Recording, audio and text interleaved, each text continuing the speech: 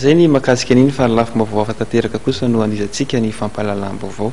Raha ny atao anatin'ny 10 taona ny fifandraisana anabakabaka teo amin'ny Madagasikara sy Seychelles dia hiverina hisokatra indray izany.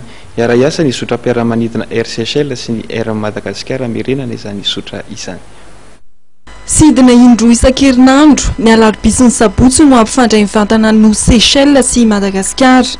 Ny 3 Desambra ho avy izao amin'ny 10 ora sy 5:30 minitra no higadona etsy amin'ny seranam-piaramanidina Ivato ny sidina voalohany zotra Air Seychelles. Ny ampiroboroboana ny fizahantany ny tanjona ao anatin'ny fanokafana ny sidina mampifandray no Seychelles sy Madagasikara, hoy ministry ny fitaterana. Ny tanjona moa dia ny hoe hitondra ny ireo mpizahatany efa ao Seychelles dia hoentina makaty a Madagasikara mba hirosoana makany amin'ilay hoe concept ny les îles Vanille mba hirosoana amin'izay concept zay zany dia io zany ohatrany hoe manamafy satria efa misy 3 taona lasa zay no misy ny fiara-miasan'ny Air Mad sy Air Seychelles dia zao moa zany mivelomina indray zay fiara-miasa zay ahafahany ny firenena rotota mitirer profit amin'ny resaka fizahantany, resaka fifaneraserana sy ny mety hoe potentialité an'ireo firenena anankiroa afaka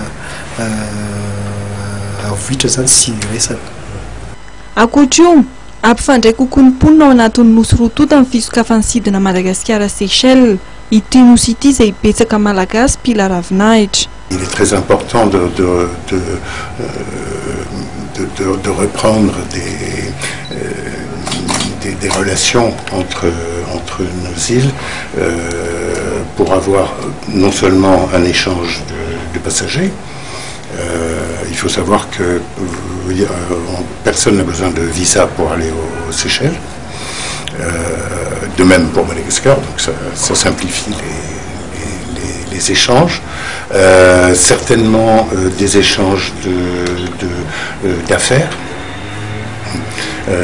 On a été jusqu'à présent au niveau de la Commission de l'océan Indien, on a été pénalisé par ce manque de transport. On parlait souvent des échanges commerciaux et comment avoir des échanges commerciaux quand on n'a pas de transport ni maritime ni aérien. Momba ny fanoloana ny fiaramanidina roa Boeing 737 ny zotra Air Madagasikara dia laza ministry ny fitaterana fa tsy maintsy hisy ny fanoloana ireo fiaramanidina ireo. Eo ampikirakirana ny pitsopitsony amin'ny fahazoana ny fiaramanidina vaovao ny tompon'andraikitra ary heverina hoy ministra Andriatina Ulrika fa mialohan'ny faran'ny taona no ho avy ny fiaramanidina iray solom-Boeing 737 ny zotra Air Madagasikara.